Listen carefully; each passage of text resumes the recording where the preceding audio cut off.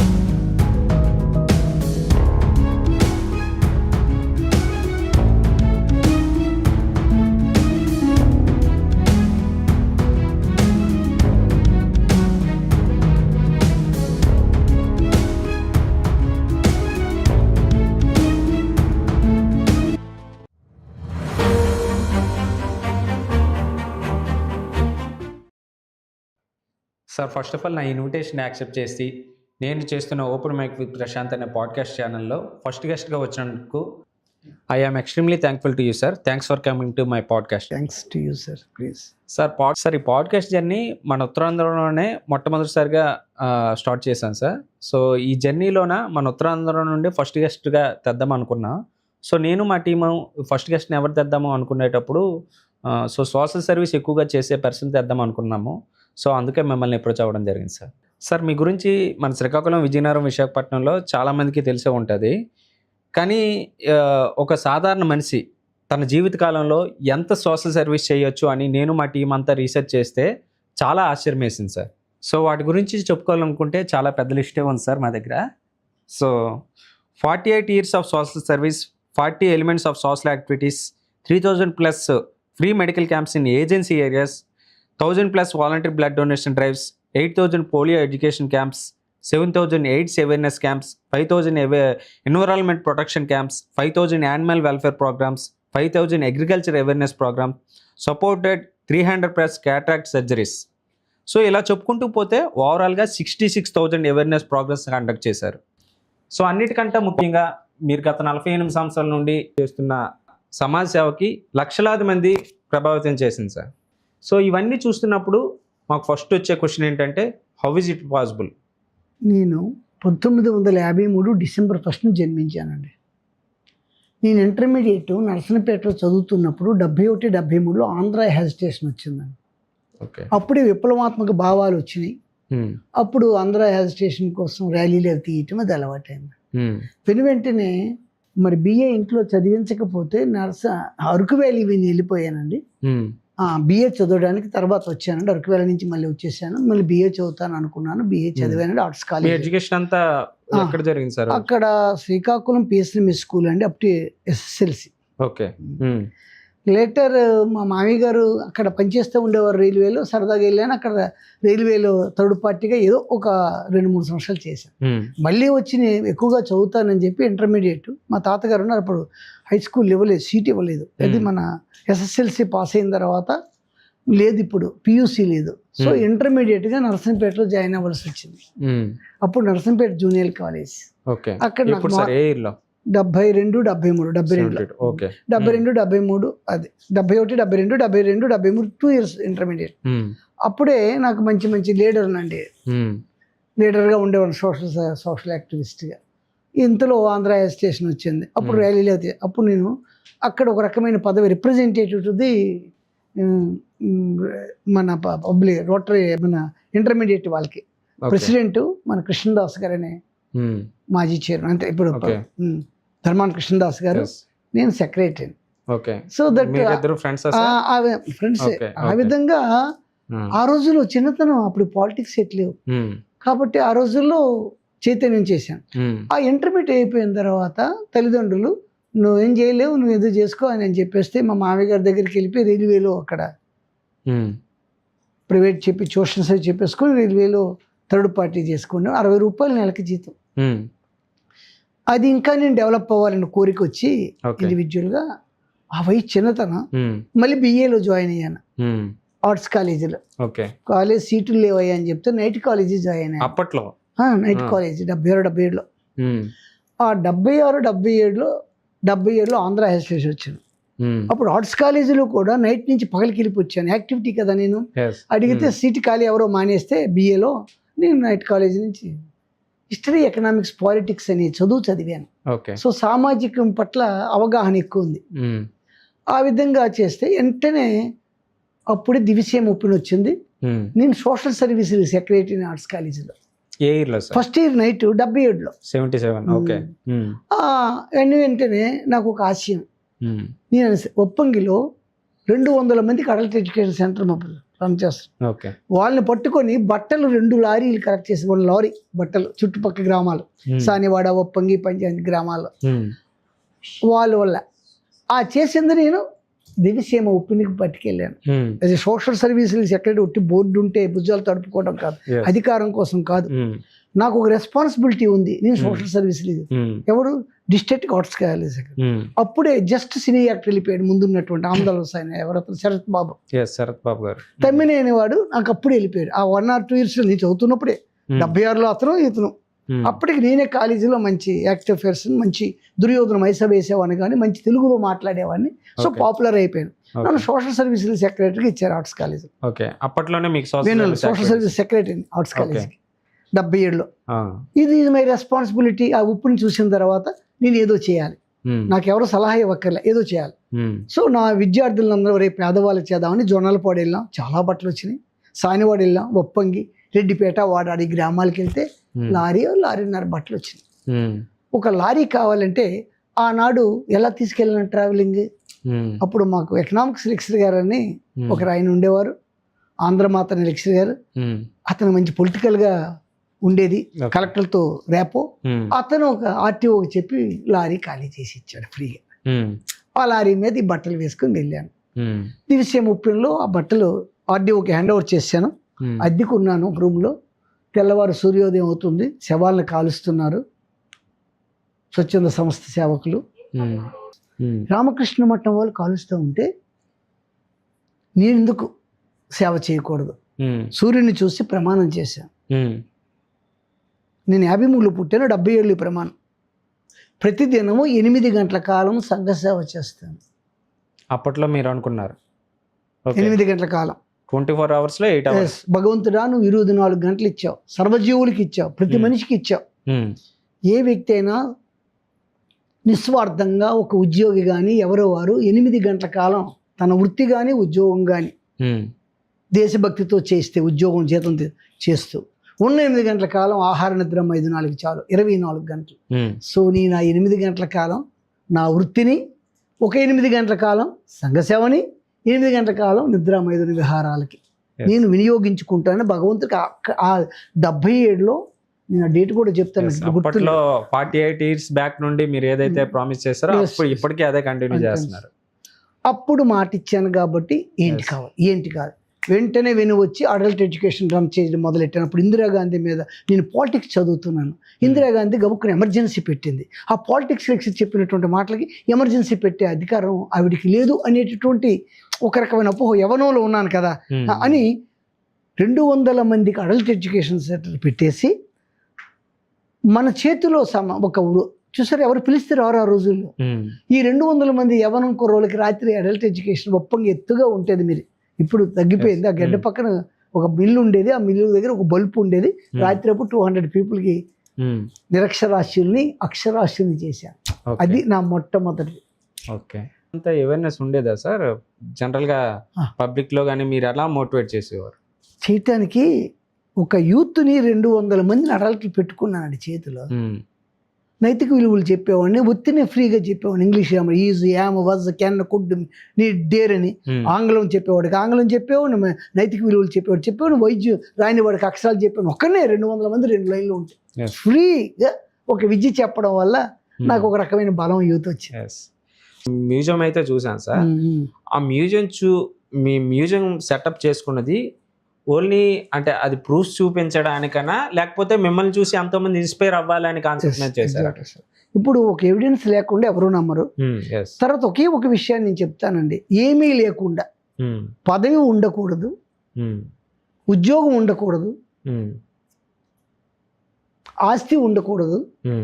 ఒక వ్యక్తి 24 గంటల్లో 8 గంటల కాలం ఏది తనకు నచ్చినట్టు వృత్తిని చేసుకోగలిగితే ఎవరికి చేయి చాపాల్సిన అవసరం లేదని గుర్తు చేసి, ఏమీ లేని ఒక బ్యాక్గ్రౌండ్ లేని వ్యక్తి ఇన్ని సామాజిక కార్యక్రమాలు చేయగలిగాడు అంటే మనం ఎందుకు చేయకూడదని ఇన్స్పైర్ అవ్వటానికి ఫస్ట్ ఆ ఎగ్జిబిషన్ ఎందుకు చెప్పంటే కంటితో కనిపిస్తుంది. ప్రెస్ వాళ్ళు నాకు ఒట్టినే రాయరు, ఇంకా ఆర్థిక స్తోమత ఉండి అన్ని విధాలా ఖర్చు పెడితే అంతకు మించిన ప్రెస్ నాకు వచ్చి ఉండేది.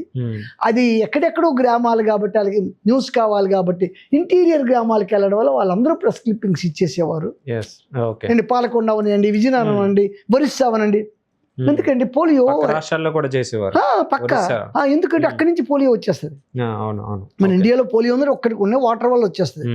సో జాబా పోలియో చుక్క ఆగాబా పసి జంజని ఆ ఒరియా తెలుసుకొని, ఒరియా కాదు వాట్ ఈజ్ ఇట్, ఆ ఏజెన్సీ బాస్ అని తెలుసుకొని వాళ్ళు చైతన్యం చేశాను. ఎందుకంటే ఆదివారం సంతకెళ్ళ 1000 చుక్కలు చర్చికి పోతారు, సోమవారం పోడి వ్యవసాయంకి వెళ్ళిపోతారు. మీకు అర్థమవుతుందని మంగళవారం. సో ఎప్పుడు భారతదేశం పోలియో ముక్తి అవుతుంది. సో ఆ భాష నేర్చుకొని పోలియో చుక్కలు ఖచ్చితంగా వేయించేవాడిని. అలా వెళ్ళి తర్వాత నేను పుట్టిన దినమే HIV ఎయిడ్స్ కాబట్టి ఎయిడ్స్ అనేది మనం ఈ విధంగా ఎయిడ్స్ వచ్చింది 86 నుంచి రైజ్ అయింది. డిసెంబర్ 1 కావటం వల్ల ఇది నా డ్యూటీ. ఎందుకంటే పుణ్యభూమి భారతదేశం ప్రపంచ దేశాలకు ఆధ్యాత్మిక నీడనిచ్చినటువంటి దేశం. HIV ఎయిడ్స్ని శాశ్వతంగా నిర్మూలించగలిగినటువంటి అవకాశాలు ఉన్నటువంటి ఆధ్యాత్మిక జ్ఞానము సాంప్రదాయాలు ఉన్నటువంటిది ఒక భర్తకు ఒక భార్య అని. సో ఈ దేశంలో మనం మానపలేకపోతే ఎలా? సో నా వల్ల నేను ఏం చేయగలను? ఓన్లీ చైతన్యమే కదా, పెట్టుబడి పెట్టక్కలేదు కదా.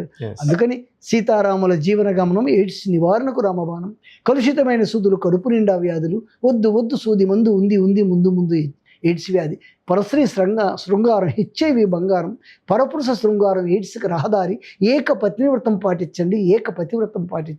ఏ పుణ్యభూమి భారతదేశము ఏ ప్రపంచ దేశాలకు నీడనిచ్చిందో అటువంటి పుణ్యభూమి నేడు అంతర్జాతీయ ఎయిడ్స్ కేంద్రం అయిపోతుంది. హెచ్ఐవిని సంతల్లోనూ, గ్రామాల్లోనూ, ప్రతి స్టేజ్లోనూ, ప్రతి కళాశాలలోనూ ఇలా కొన్ని వేలు చేశారు. మీ పద్యంలోనే ఎంతో మందిని ఇన్స్పైర్ చేసినట్టున్నారు సార్. ఆ విధంగా ఫైనల్ గా మీరు మ్యూజియం అనేది మిమ్మల్ని చూసి ఎంతమంది ఏమీ లేదు సార్, పెట్టుబడి అక్కర్లేదు సార్.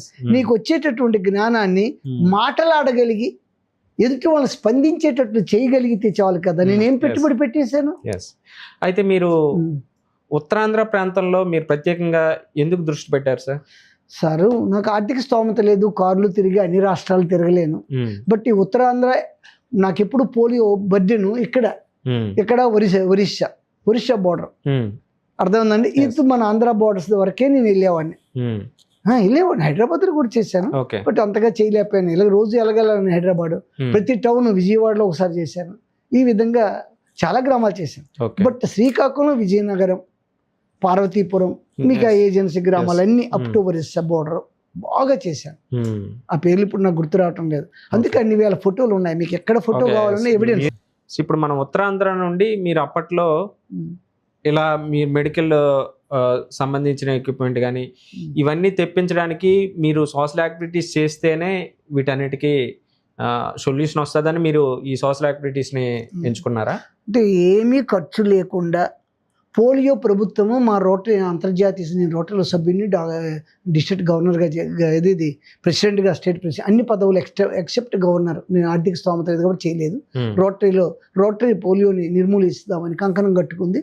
అందుకు ప్రపంచవ్యాప్తంగా రోటరీ పోతుంది, ఇండియాలో మాత్రం ఉంటుంది పాకిస్తాన్ అని. సో అందుకు నేను ఏం చేస్తానంటే ఓన్లీ చైతన్యమే కదా, ఖర్చు ఏమి ఉండదు. నోరు, మైకు, ప్రయాణం చేయటం, ఎప్పుడెప్పుడు గ్రామాల్లో ఉంటారు మనుషులు అది చూసుకోవడం, ఒక యాత్ర, ఒక అమ్మవారి పండుగ ఉంటే మైకు పట్టుకెళ్ళి ఆ స్టేజ్ ఎక్కితే ఒక మొత్తం అన్నీ వెళ్ళిపోద్దాయి మెసేజ్. అమ్మవారి పండుగలో, గ్రామాల్లో అమ్మవారి పండుగల్లో, అంతేకాకుండా ఏజెన్సీలో సంతలు ఏ రోజులు మన శ్రీకాకుళంలో 7 రోజులు ఉంటాయి.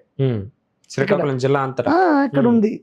ఇక్కడ మొట్టమొదటి బుడుమూరు సోమవారం, ఇప్పుడు శనివారం ఆంధ్ర వలస సంత, సీతంపేట సోమవారం, ఇది అదేమి కాదు, 10 సంతలు. ఆ 10 సంతలు ఒక్క వారం రోజుల్లో 10 సంతల్ని మనం కవర్ చేస్తే 50,000 మందికి 60,000 మందికి మనం ఉపన్యాసం ఇస్తాం. అప్పుడు తల్లిదండ్రులకి సంతల్లో అప్పట్లో అంటే ఇప్పట్లో ఇలాగా యాక్టివిటీస్ లో కానీ ప్రోగ్రామ్స్ లో కానీ చేస్తున్నారు. అప్పట్లో మీరు సంతల్లోకి వెళ్ళి ఆ విధంగా అవేర్నెస్ చేసేవారు. ఇప్పుడు ఈ అవేర్నెస్ చేసే భాష వైద్య బృందానికి కానీ వైద్య టెక్నీషియన్స్కి రాదండి. చైతన్యం చేసే భాష. వాళ్ళకి ఏ డ్యూటీ పెట్టారో అవి లేదు, చొక్కలు ఇచ్చేసి అలా పంపించడం, ఎవడో వస్తే చొక్కేయడమే తప్ప ఇది శాశ్వతంగా పోవాలి అంటే ప్రతి బిడ్డ 5 సంవత్సరాల బిడ్డ చొక్కలు వేయగలిగితే ఏనాటికి అది బ్రతకలేకుండా ఉంటుంది ఇంటెస్టైన్లో. ఆ కార్యక్రమం సామాజిక బాధ్యత, సామాజిక స్పృహ, దేశభక్తి ఇటువంటి వ్యక్తులకి ఉండగలిగితే ప్రతి ఉద్యోగికి, అంటే వైద్య వృత్తిలో చేసే ప్రతి ఒక్కరికి ఇవి ఎప్పుడూ బాగుపడే ఉండేది. కానీ ఈ బూతు మాట్లాడడానికి హెచ్ఐవి ఎయిడ్స్ ఒప్పుకోరు. క్షయకి నేను డిస్ట్రిక్ట్ సెక్రటరీగా అప్పుడు ఏదో కలెక్టర్ గారు ఇచ్చారు. ఇది హానరబుల్.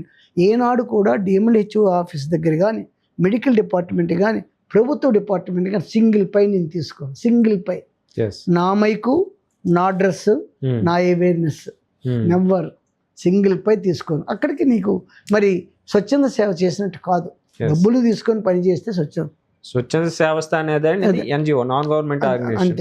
అంతే కదా. ఆర్గనైజేషన్ ఎన్నో ఇంట్లో నెంబర్లో ఉన్నా నా ఇండివిజువల్గా స్వేచ్ఛతో ఎంతో చేయవచ్చు. మరి నేను ఒక్కనే చేయగలిగాను. అన్ని సంస్థలు చేస్తే ఎంత ఉంటుంది? చేయగలిగితే చాలు. నేను ఒక 60,000 కార్యక్రమాలు, 66,000 చేసి, ఒక మనిషి తలుచుకుంటే సమాజ సేవ అంతేనే చేయవచ్చు. నేను చెప్పాను కానీ 8 hours ఉంది. డబ్బు, ధనము అనేది అవసరం లేదు. అవసరం లేదు సార్. ఒకవేళ ఇంకా కావాలంటే స్తోమత ఉన్నవాడు ఆర్థికంగా చేయవచ్చు. నేను ఎవరి దగ్గర తీసుకుని చేస్తే అనుమానిస్తాడు, ఇతను ఎందుకు డబ్బు ఇచ్చి చేశాడు లేకపోతే ఇస్తే చేశాడు, నాకెందుకు? ఒక 4 మంచి మాటలు ప్రజల్లో ఆ చైతన్యం చేసే, ఇప్పుడు ఆ భాషలో మాట్లాడేసరికి మీకు సీతంపేటలో ఇష్టపడరు, అసలు దాచేస్తారు పిల్లల్ని. సండే వెళ్తేనే దొరుకుతారు సంతనాడు. ఇంకోటి ఉంది, 5 లక్షవారం వెళ్ళేవాడు సంత. ఏజెన్సీలు ఎక్కడ సంతలు ఉంటే వాళ్ళకి చక్కగా చెప్పిన తర్వాత వాళ్ళ భాషలో కొద్దిగా 4 ముక్కలు మాట్లాడిన తర్వాత, ఇప్పట్లో అంటే ఐటీడీఏ వచ్చి వాళ్ళకి నాగరికత వచ్చింది, మొత్తం అంతా వచ్చింది. అప్పట్లో లాంగ్వేజ్ ప్రాబ్లం కూడా ఏజెన్సీ టైంలో ఆ టైంలో మీరు ఎట్లా వాళ్ళకి అవేర్నెస్ చేసేవారు అంటే ఆ భాష కొద్దిగా జాబా పోలియో చుక్క ఆగాబా పసిజంజి అని చెప్తూ చిన్న పిల్లల చొక్కలు వేసుకోండి, పోలియో పోతే ఇది ప్రభుత్వం ఉంది అని నేను నోట్లో వేసుకుంటావండి అని చూపించారు. మీకు అర్థమవుతుంది? ఎందుకంటే వాళ్ళని మల్టీ చేశారు.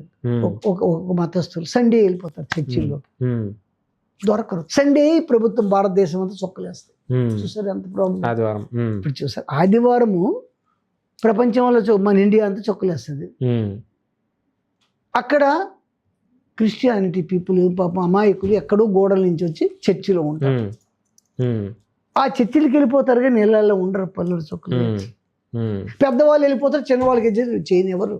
సో ఈ సమస్యను తేల్చడం ఎట్టగా? అది సామాజిక బాధ్యత. ఒక దేశభక్తి సామాజిక బాధ్యత ఉంటే ఆలోచనలు మంచివే వస్తాయి, నిస్వార్థంగా చేయాలనుకుంటే. ఓకే. అలాగే సార్, మీరు ఒకే రోజుకి 4 సోషల్ సర్వీస్ యాక్టివిటీస్ చేసేవారు. మీకు ఏ విధంగా సాధ్యమయ్యేది సార్? సార్ నేనేమీ లేదు, నేను చదివింది బిఏలో సోషల్ స్టడీ అదే సబ్జెక్ట్స్ కాబట్టి ఈజీగా ఒక సబ్జెక్టుని చూస్తే ఎలా చైతన్యం చేయాలనేటటువంటి విధానంలో ప్రతి పుస్తకాన్ని నేను తయారు చేసుకున్నాను. ఎయిడ్స్, పోలియో, రక్తదానం, నీరు, భూగర్భ జలాలు, పర్యావరణ పరిరక్షణ, జలయజ్ఞం గురించి మాట్లాడితే టాప్ అనమాట. అప్పుడు నన్ను వాడుకుండేవారండి తెలుగుదేశంలో జన్మభూమికి. ఈవేళ ఒక ఆయన పోల్చేశాడు రాత్రి డిస్ట్రిక్ట్ జడ్జి గారి దగ్గర పక్కన కూర్చొని, మీరు డాక్టర్ మంత్రి వెంకటేశ్వర అప్పుడు తమ్మినేని సీతారాంకి జలయజ్ఞంకి వచ్చారన్న. అంటే నాకు జలయజ్ఞం ప్రతిదీ కూడా నాకు సబ్జెక్టు 36 సబ్జెక్టుల్లో ఒక బుక్ ఎట్లా ఇట్లా ఎప్పుడు ప్రోగ్రామ్ అంటే 10 నిమిషాలు చూసేసుకుంటే నేను దానిలో ఏం చెప్పాలో చెప్పగలను. ఎందుకు నేను తయారు చేసుకున్నటువంటి బుక్ కదా అది. ఇలా 36 సబ్జెక్టులు రోజుకు 4 ఇమీడియట్గా 4 దఫాలు వెళ్ళిపోవచ్చు. ఇప్పుడు సీతంపై ఇక్కడ ఆదివారం సంత అంటాడు, ఎక్కడ ఏదో ఇక్కడ నర్సంపేట దగ్గర అట్టా చేసేసుకొని అక్కడ మీకు మంచి నర్సంపేట వెనుక లక్షవారం గురువారం ఒక పెద్ద సంత ఉంది. ఆ తర్వాత శనివారం ఇక్కడ ఉంది, ఇక్కడ సోమవారం బుడుమురు ఉంది. మళ్ళీ మీకు ఏజెన్సీలో 2 సంతలు ఉన్నాయి. సోమవారం ఈ 8, 11 మన జిల్లాలో 10-11 సంతలు ఉన్నాయి. ఈ 4 ఒకరోజు సంత, ఒకరోజు కాలేజీలు ఉంటాయి. ఎక్కడికి నేను వెళ్ళినా జూనియర్ కాలేజీ ఎక్కడో దొరుకుతుంది. సార్ నేను ఇలా అంతకన్నా అంటారు. పాపులర్ పేపర్లు అయిపోయిన తర్వాత తప్పకుండా పోలియో చెప్తాను, హెచ్ఐవి చెప్తాను, తప్పకుండా చెప్పండి సార్. పర్యావరణం గురించి చెప్తాను, జలయజ్ఞం గురించి, జల సంరక్షణ గురించి చెప్తాను, నైతిక విలువలు చెప్తాను. ఐ కెన్ సే వాళ్ళు అగ్రీ చేస్తారు. ఈ విధంగా నాకు ఇది పెట్టుబడి లేకుండా ఒకే రోజులో మీరు ఒక 4-5 కార్యక్రమాలు చేసేవారు. మరి పోలియో అయితే మాత్రం 15-20 గ్రామాలు అయ్యా. హెచ్ఐవి ఎయిడ్స్ అని అంతే. నా మెడికల్ క్యాంప్ కూడా అంతే. ఆ వ్యాన్ పట్టుకొని రోజుకి ఒకటి చేస్తే చాలు 10 గ్రామాలు ఎంత ఇచ్చారు మాకు. కానీ నేను రోజుకి 4 గ్రామాలు చెప్పి ప్రతిరోజు వెళ్ళిపోయాను. అయితే మీరు అసలు ఈ అవేర్నెస్ ప్రోగ్రామ్స్ కానీ, సోషల్ యాక్టివిటీస్ కానీ, మెడికల్ క్యాంప్స్ కానీ ఇలా చాలా యాక్టివిటీస్ చేస్తున్నారు సార్ కదా సార్. సో వీటన్నిటికీ మీకు ఫైనాన్షియల్ సపోర్ట్ ఏ విధంగా ఉండేది సార్? ఫైనాన్షియల్ సపోర్ట్ అవసరం లేదు సార్. ఒక మైకు, ఒక డ్రెస్, నా కంఠం ఇచ్చాడు భగవంతుడు, ఆయుష్ ఇచ్చాడు, ఆరోగ్యం ఇచ్చాడు. అయితే సోషల్ యాక్టివిటీస్ చేయాలి అని అంటే ఫైనాన్షియల్ సపోర్ట్ ఉండాలి అని చాలా మంది అనుకుంటారు. జనరల్ గా మనం అన్నారు కదా. సో ఇప్పుడు ఫైనాన్షియల్ సపోర్ట్ లేకుండా కూడా సోషల్ సర్వీస్ చేయొచ్చు. ఎలా చేయొచ్చు అంటే, కాలాన్ని కాల్చకుండా ఎవరైతే బ్రతుకుతారో వాళ్ళకి ఏనాడు లోటు ఉండదు. ఎవరు సత్యం మాట్లాడతారో, ఒక్క అబద్ధం ఆడకుండా బ్రతకగలిగితే వాడికి ఎప్పుడు లోటు ఉండదు ఆర్థికంగా. ఈ 2 ప్రిన్సిపల్స్తో నేను బ్రతుకుతున్నాను. అబద్ధం ఆడకపోవడం అనేది అది మీకు కంటికి కనిపించదు, భౌతికంగా మీకు అర్థం కాదు. అబద్ధం ఆడకపోతే చాలు, ప్రకృతి ఎప్పుడు కూడా నీకు ఏం కావాలో అది సపోర్ట్ చేస్తారు. ఇక 24 గంటల్లో భగవంతుడికి ప్రమాణం చేశాను కదండి. ఆ 8 గంటల కాలం నేను సంగ చేయడం సిద్ధం చేసుకున్నాను. 8 గంటల కాలం నాకు వైద్యానికి, జ్యోతిష్కానికి చాలు సార్. జనరల్గా సోషల్ సర్వీస్ చేయాలనుకున్న వాళ్ళు జాబ్లో బిజీ అయిపోతారు కదా. సో వాళ్ళకి మీరేం చెప్తారు? సోషల్ సర్వీస్ చేయాలనుకున్న వాళ్ళు జాబ్లో బిజీగా ఉండేటప్పుడు, నేను ఇందాకే కేటగరైజ్ చేశాను కదా సార్, 24 గంటలు ఉందని. జాబ్ 8 hours అయినా సార్. వాళ్ళు సండే నాడు, సెకండ్ సాటర్డే నాడు ఎప్పుడైనా సరే 4 గంటలు వాళ్ళు చేసేది 8 గంటల కాలం అండి ఉద్యోగం. ఉన్న 8 గంటల కాలం పోయి జాబ్ చేసే వాళ్ళకి 4 గంటలు చాలు కదా సార్. మధ్యాహ్నం మాకు రెస్ట్ లేదు, పడుకున్నాం, 8 hours వచ్చామని చెప్పి ఉన్న 4 hours ఇచ్చాను కదండి నేను. డైలీ యాక్టివిటీస్ చేయలేకపోయినా ఇలా వీకెండ్స్ చేయొచ్చు అని వీకెండ్స్ చేయొచ్చు, ప్రతిరోజు 4 గంటలు చేయలేరా? నా అలాగే 8 గంటలు చేయలేకపోయినా ఒక డ్యూటీ మైండ్ ఉంటే 4 గంటలు ఎందుకు సొంతగా చేయలేరు? ఓకే. ఇప్పుడు నేను అడిగే పాయింట్ అండి, ప్రతి జాబ్ హోల్డర్కి ఎడ్యుకేటెడ్, అతను 4 మంచి మాటలు ప్రజల్లో చెప్పగలడు, తనకు వచ్చిన విద్యను నేర్పగలడు. యోగం అప్పమనండి, లేకపోతే ఇంకొక విషయం చెప్పమనండి. ఎందరో అగ్రికల్చర్ అనుకోండి, ఒక ఆఫీసర్, ఎవరికి వచ్చిన నాలెడ్జ్ వాళ్ళతో షేర్ చేసుకోవడానికి అగ్రికల్చర్ ఆఫీసర్ అనుకోండి, ఒక్క 4 గంటలు ఒక పల్లెటూరు పక్క దానికి వెళ్ళి ఇది వేయండి ఇది వేయండి 2 అని పంచాయతీ వాడు సార్, ఆ ధ్యాస ఉండాలండి. మనసు ఉంటే మార్గం కరువు అండి. పని చేయాలని మనసు ఉంటే మార్గం కరువు కాదు. పోనీ 8 గంటలు చేయక్కలే, 4 గంటలు చేసిన దేశం ఎప్పుడు బాగుపడిపోదు. అంతవరకు ఎందుకండి? అవసరం లేదు సార్ బాబు. దేశభక్తితో ఎవరి ఉద్యోగం వాళ్ళు 8 గంటలు చేయమండి, భారతదేశం ఎప్పుడు బాగుపడిపోదు ఏంటి? పోలియో, టీబీ, హెచ్ఐవి ఈ సమస్యలపై మీరు చేపట్టిన కార్యక్రమాల గురించి చెప్పండి సార్. పోలియో గురించి ఇప్పుడు మీకు ఎలా చెప్పాను కదా సార్. టీబీ అనేది ప్రభుత్వం అనేది ముందు డబ్బులు ఇస్తుంది, మందులు ఇస్తుంది, ఫ్రీగా ఇస్తుంది అండి టీబీకి, ఎవరికైనా ఫ్రీ. ఇది తెలియక కళ్ళి పరీక్ష చేసుకోవడం, 3 వారాలకి మించి దగ్గొచ్చిన, 3 వారాలకి మించి జ్వరం ఉన్న, టీబీ ఏమో అని తనిఖీ చేసుకుంటే కళ్ళిలోనే దొరికిపోతుంది. ఓకే. 3 వారాల కన్నా దగ్గు గానీ జలుబు గానీ వచ్చినట్లయితే టీబీ టెస్ట్ బలహీనంగా ఉండి, నీరసంగా ఉండి, ఆకలి ఆ టెస్ట్ ఫ్రీ, ఉచితం. పిల్లలకైతే బీసీజీ ఇస్తారు, పెద్ద హాస్పిటల్లోనే టీబీ. ఏంటంటే చెస్ట్ టీబీ అనమాట. ఇక తక్కిన టీబీలు వీక్ అవరు. బోను టీబీ అనేది వెరీ రేర్, లంగ్స్కే టీబీ వస్తుంది, ఊపిరితిత్తులకి. ఇక స్కిన్ టీబీ ఉంటుంది, అర్థం ఉందని. ఆ రకమైనటువంటి చిన్న దేనికైనా రావచ్చు టీబీ, మర్చిపోయాను, ఏ అవయవానికైనా. ఆ అవయవానికి టీబీ టెస్ట్ చేసిన వెంటనే ఈఎస్ఆర్ చాలా రైజ్ అవుద్ది. లంగ్స్ అయ్యేటప్పుడే మనకి లంగ్ ఎక్స్రే అవసరం.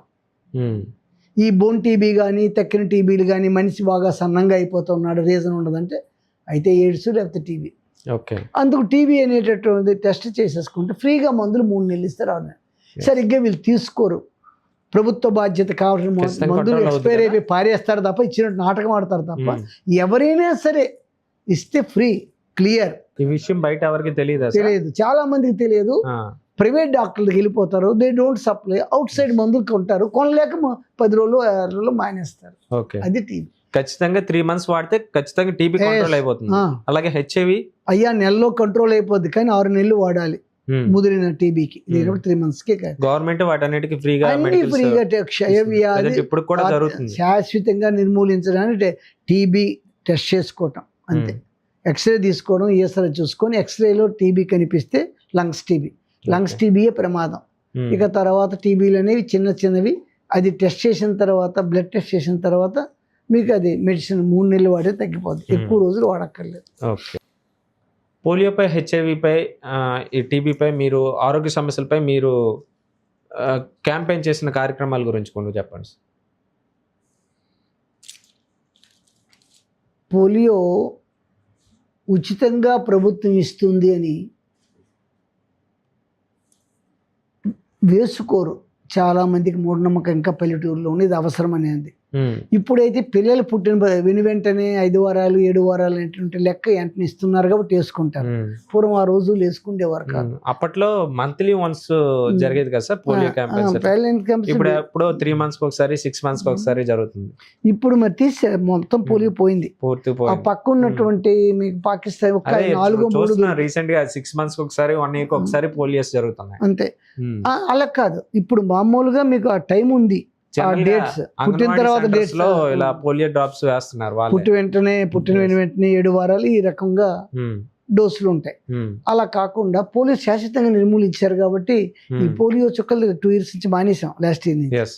అంటే సామూహికంగా పోలియో చుక్కలు వేయడం అనేటటువంటిది మానేసాం, తగ్గిపోయింది. అయితే జనరల్గా పోలియో రెసిస్టెన్స్ కోసం ఇస్తున్నాం ఇప్పుడు, కానీ పోలియో శాశ్వతంగా పోయింది. అది రోటరీ ఇంటర్నేషనల్ ఒక్కటే అది పోగొట్టగలిగింది. తర్వాత మనకు ప్రిన్సిపల్ అండి, ఒక వ్యక్తి చక్కగా సమాజం బాగుపడాలంటే ప్రతి ఒక్కరు కూడా ఇది ధర్మమా, భగవంతుడు ఏమీ చేయలేడు, ధర్మంగా నడిస్తే ఇది న్యాయమా, చట్టం ఏమీ చేయలేదు, పోలీసు ఏం చేయలేదు, కోర్టు ఏం చేయలేదు. ఇది ధర్మమా, ఇది న్యాయమా, ఇది మనందరికీ ప్రయోజనకారియా, ఇది మనందరికీ స్నేహ సౌభృత్వం పెంచుతుందా?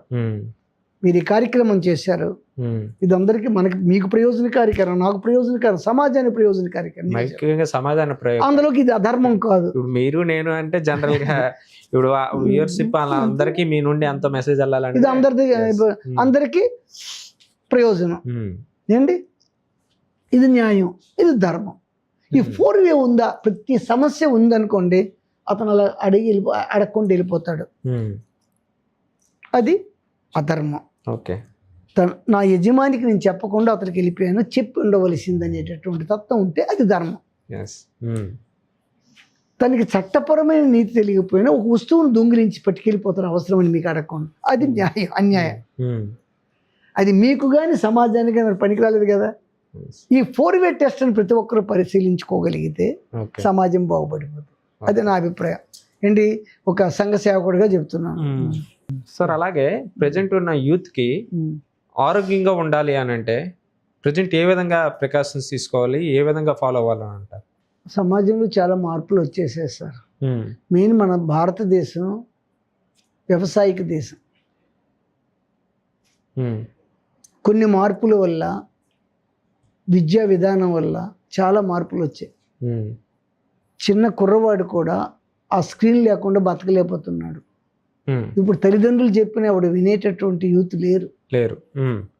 తల్లిదండ్రులు కూడా వాళ్ళ మీద బాధ్యత పడి డిసిప్లిన్ చెప్పలేకపోతున్నారు. ఎందుకంటే కుటుంబాల్లో పెద్దలు ఉండడం లేదు. తల్లిదండ్రుల దగ్గర విడిచిపెట్టి తల్లిదండ్రులు వెళ్ళిపోతున్నారు. వీళ్ళకి ఆ బాధ్యత లేదు. వీళ్ళు ఈ రకంగా ప్రవర్తనా నియమాల్ని, నైతిక విలువల్ని పాడుకొట్టుకుంటున్నారు. యూత్ ఆ విధంగా కోరికలు పెట్టుకున్నారు. ఏమిటా కోరికలు? 7 అంతస్తుల మేడ, సినిమా యాక్టర్ లాంటి భాగస్వామి, లేటెస్ట్ కారు, గెస్టెడ్ ఆఫీసర్ ఉద్యోగం. వాళ్ళ టార్గెట్ అది. ఆరోగ్యం గురించి పోనీ కష్టపడుతున్నారా? లేదు. మొబైలే. బుక్ చదువుతున్నారా? లేదు. నైతిక విలువల్ని పాటిస్తున్నారా? లేదు.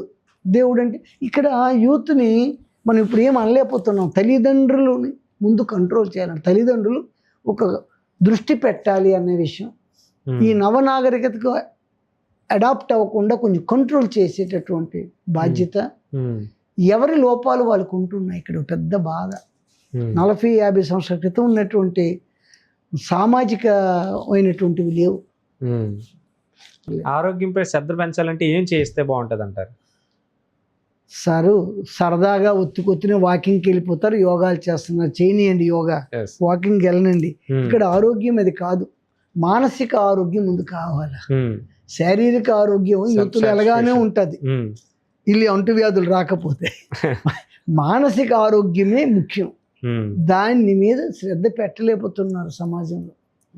ఓకే, వెంటనే ఎవరు కూడా దాన్ని బిల్డ్ చేసుకోవాలంటే, మానసిక ఆరోగ్యాన్ని బిల్డ్ చేసుకోవాలంటే ఏమేమి చేయాలంటే? ఇప్పుడు మానసిక ఆరోగ్యాన్ని బిల్డ్ చేసుకోవాలంటే తల్లి తండ్రి కూడా టెంపుల్కి తీసుకెళ్ళడం, కల్చర్ ఉన్నటువంటి పొలాలే తీసుకెళ్ళటం, పెద్ద పెద్ద కుటుంబాలకు ఒకసారి తీసుకొని మంచి చెడ్డలు చెప్తూ ఉండడం, వాళ్ళ కోసం స్పేర్ చేయాలండి.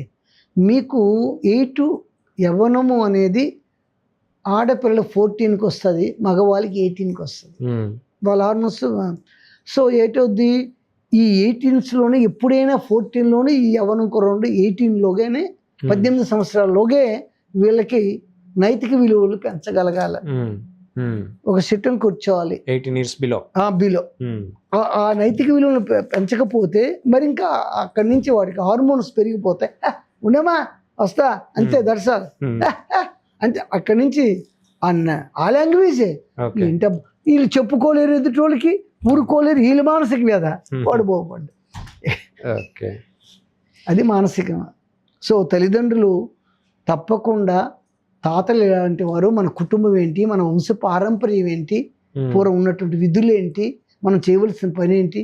ఒరే అక్కడ పుస్తకాలు పారేయడం కదా, పెట్టి అక్కడ నువ్వు వెళ్ళి అమ్మకా సాయం చేయి, లేకపోతే ఇది ఏం చేయి, ఎలా ఉందో చూడు, అలా వర్క్ ఏం చేయి, ఇవి చెప్పరండి. పొందిన జాతీయ అంతర్జాతీయ అవార్డులు ఎంతో గొప్పవైనవి. సో మీకు దాంట్లో ప్రత్యేకమైన అవార్డు ఏంటి సార్? ఏమని చెప్తానండి, నేను ఆర్థికంగా ఇబ్బంది గల వ్యక్తిని కనుక ₹1,00,000 ఇన్ని డాలర్లు కట్టమంటున్నాడు.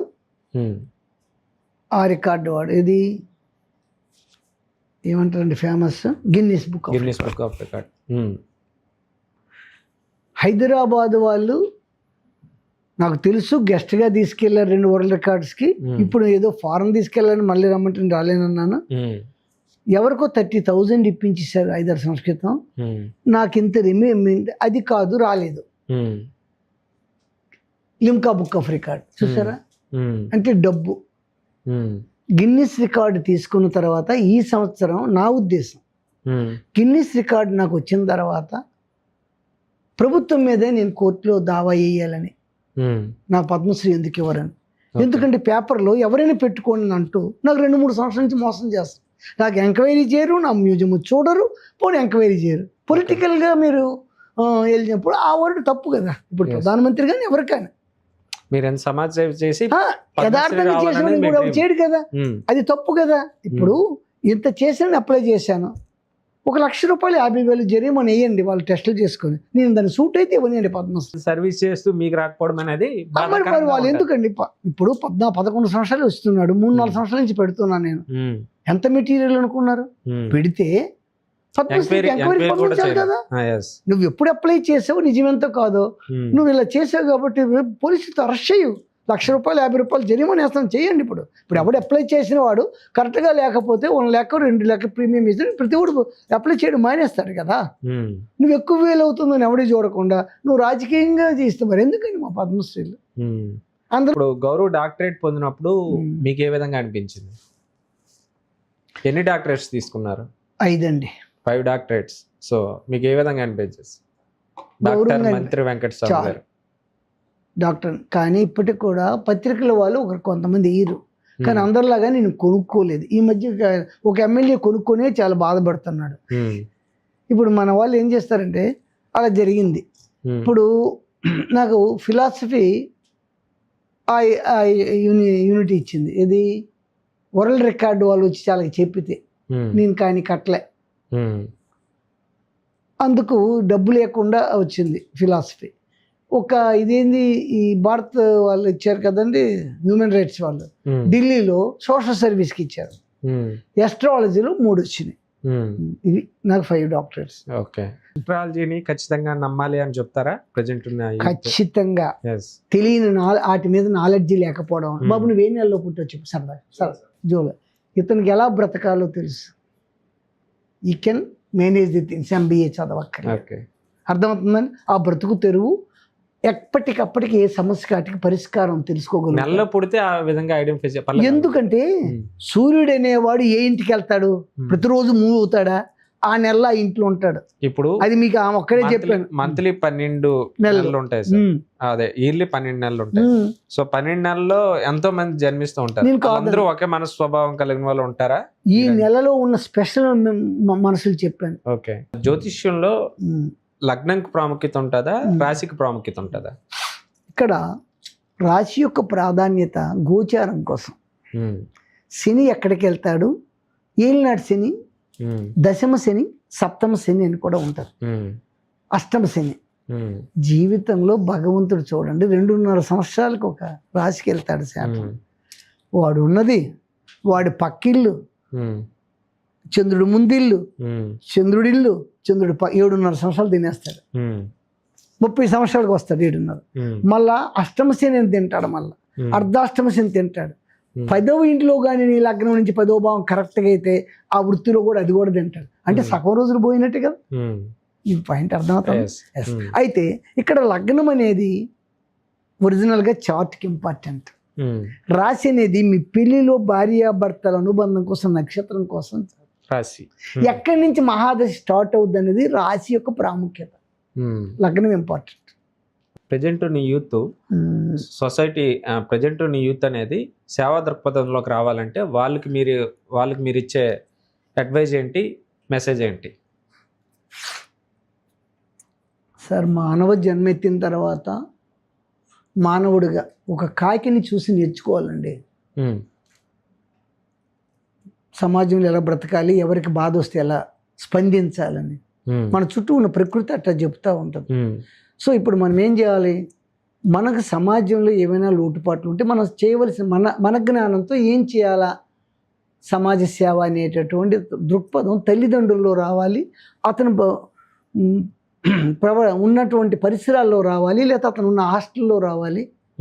అక్కడ టీచర్స్ చాలా బాగా ఉండాలండి. ఎప్పుడు కూడా టీచర్ అనేవాడు అన్ని పక్కల పెట్టి ఏదో విధంగా ఒక గంట ఈ డ్రిల్లు కంటే ఈ డ్రిల్లు కానీ ఇంకేమైనా వేస్ట్గా టైం చేయకుండా 1 అవర్ నైతిక విలువలు చెప్పగలగడం,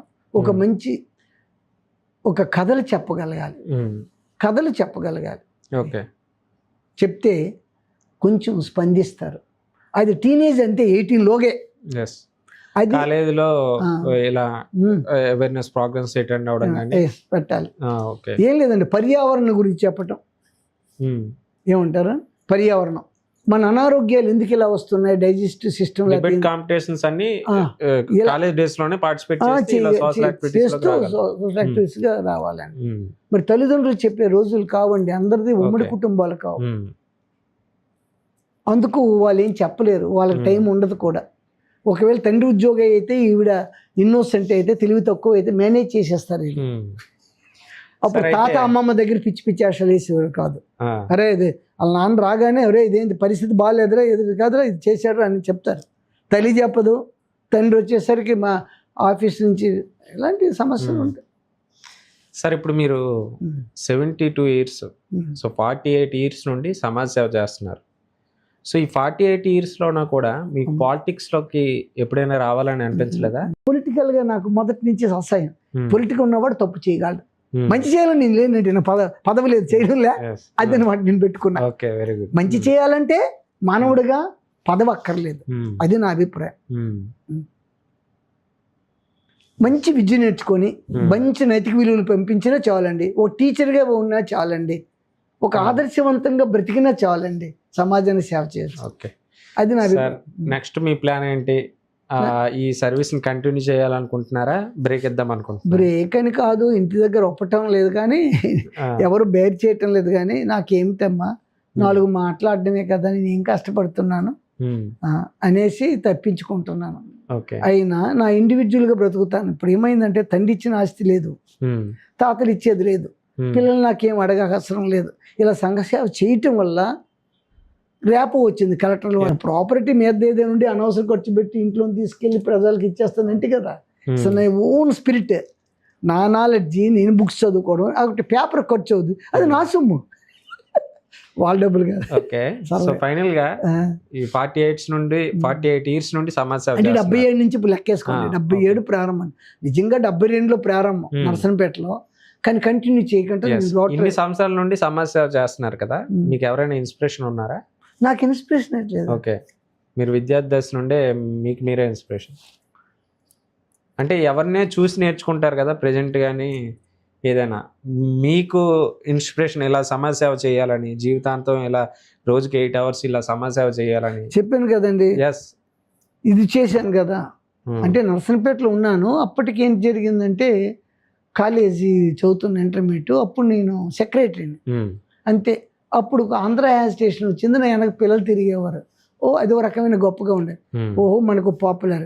ఆ తర్వాత నేను చెప్పాను కదండి, ముప్పిన 77లో వచ్చింది దివిసే ముప్పిన, ఆ సర్టిఫికేట్ కూడా అది ఉందండి, చూపిస్తాను. దివిసే ముప్పినికి వెళ్ళాను, ముప్పినికి వెళ్ళి అక్కడ ప్రమాణం చేశాను దేవుడికి, అయ్యా సర్వజీవులకి నువ్వు 28 గంటలు ఇచ్చావు, 24 గంటలు నువ్వేం తీసుకోలేవు. దివిసీమ ఉప్పుని గురించి ఒకసారి చెప్పండి సార్. దివిసీమ ఉప్పుని అంటే ఏంటి సార్? తూర్పుగోదావరిలో దివిసీమ అని ఉప్పుని వచ్చి కొన్ని వేల మంది, కోట్ల మంది సముద్రంలో కలిసిపోయారండి. ఓకే, 77. అప్పుడు నేను సోషల్ సర్వీసులు సెక్రటరీ అండి. ఓకే, అందుకు బట్టలు ఒక లారీ పట్టుకెళ్ళాను. ఎక్కడ? మన ఈ ఉత్తరాంధ్ర ప్రాంతంలో దివిసీమ, విజయవాడ దగ్గర దివిసీమ అని ఉంటుంది. ఆ దివిసీమకు సముద్రంలో మనుషులు, కోట్లు, జనాలు, సునామీ కంటే గొప్పది, పెద్దది చనిపోయారు. దివిసీమ చాలా ఫేమస్. దానికి నేను వెళ్ళానండి. అప్పుడు ఆర్డీఓ ఇలా తెచ్చానని చెప్పిన ఖాతరు చేయలే. ఓకే, శ్రీకాకుళం తెచ్చావా, అక్కడ పెట్టు అని వచ్చిన రిసీట్ ఇచ్చారు. అది మన కార్డు చూపించాలి కదా, లేదా నేను ఎక్కడికో తిరిగాను అనుకుంటారు కదా. అంతే, తెల్ల 2వ రోజు ఉన్నానండి, 3వ రోజు ఉన్నాను అంతే. ఒక్కడను ఇంకొక ఆయన ఒప్పంగా పట్టుకెళ్ళాను. ఇద్దరం లాడ్జీలు వేసి తిరిగి వెళ్తే శవాలు కాలుస్తున్నారు ఎవరు. ఇప్పుడు మీరు చెప్పారు రామకృష్ణ అన్నమాట. ఏంటండి వాళ్ళ సేవ అని వాళ్ళని చూసి, సార్ నేనేమి చేయలేను, మరి నేనేం సెటిల్ అవ్వలేదు కదా, నేను రోజుకి 8 గంటల కాలం సంఘసేవ చేస్తాను. నా 8 గంటల కాలం నాకు ఉద్యోగం రాని, నా వృత్తుని, నా వ్యవసాయం 8 గంటలకు కదా చేస్తాను. ఉన్న 8 గంటలు ఏంటి, ఆహారం నిద్ర 5-4 చాలా ఏం సార్ 5-4 అంటే 2-3-10 నిమిషాలు కదా. ఆహారం నిద్ర చాలదా, 10 నిమిషాలు తింటాను, నిలబడి తింటానండి అంబలి. ఆ మధ్యాహ్నం చాలా తక్కువ తింటాను. అంటే నేను తినేది మిగిలితే ఇంకోరు ఎవరికి సరిపడుతుందని. అంటే ఆహార పదార్థాలు అంటే ప్రతి దానిలో ఒక లిమిట్.